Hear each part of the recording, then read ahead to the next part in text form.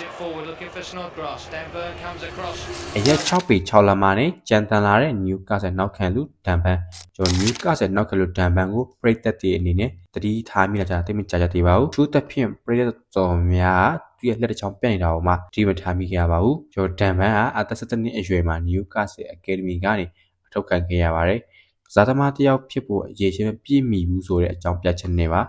သူ့အသက်73နှစ်မှာ Chelsea ကိုတစ်ခုပေါ်တက်ရာကနေပြီးတော့သူ့ရဲ့လက်တစ်ချောင်းကိုသုံးရှုံးလိုက်ရပါတယ်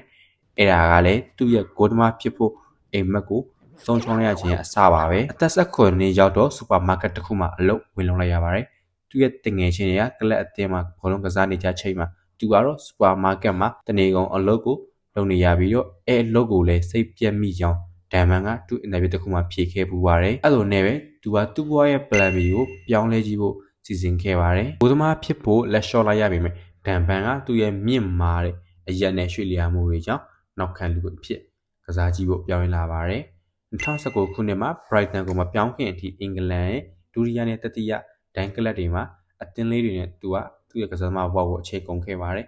ဒါပေမဲ့ Brighton ကိုရောက်တဲ့အခါမှာလည်းသူ့ကများပွဲထွက်ကစားခွင့်မရဘဲနဲ့အရန်ခုမှာပဲအချိန်ကုန်နေခဲ့ပါတယ်2022ခုရဲ့ဆောင်းရာသီအပြောင်းရွှေ့ဈေးကွက်ပိတ်ဖို့နိုင်ပိုင်းအလို့မှာတော့ Newcastle ကဒန်ဘန်ကိုမမျှော်လင့်မဲနဲ့ခွဲယူသွားခဲ့တာပါသူ့ရဲ့ဆံမြကစားသမားကြီးအလန်ရှီယာကကစားခဲ့တဲ့နေရာကိုရောက်သွားခဲ့တာပေါ့ဗျာသူ့ရဲ့အသက်29နှစ်မှာတော့ဒန်ဘန်ကငယ်ဘဝတုန်းကလေ့ကျင့်ခဲ့ရတဲ့အသင်းကြီးစီကိုပြန်ရရှိလုပ်ခဲ့ပါပြီဒီတစ်ချိန်မှာတော့ဒန်ဘန်အတွက်ဒီနေရာအောင်မြင်ဖြစ်သွားပါတယ်စိတ်ချိန်ပတ်မှာပရိသတ်တွေရဲ့အချစ်ကိုရရှိခဲ့ပြီးတော့သူ့ရဲ့ပေးဆက်မှုလည်းပြသနိုင်ခဲ့ပါတယ်ဒီနေ့မှာတော့ဒန်ဘန်က Newcastle ရဲ့အသင်းကောင်းဆောင်ဖြစ်နေပါပြီအင်္ဂလန်လက်ရွေးစင်အသင်းမှာလည်းဝင်ရောက်ကစားနေပါပြီ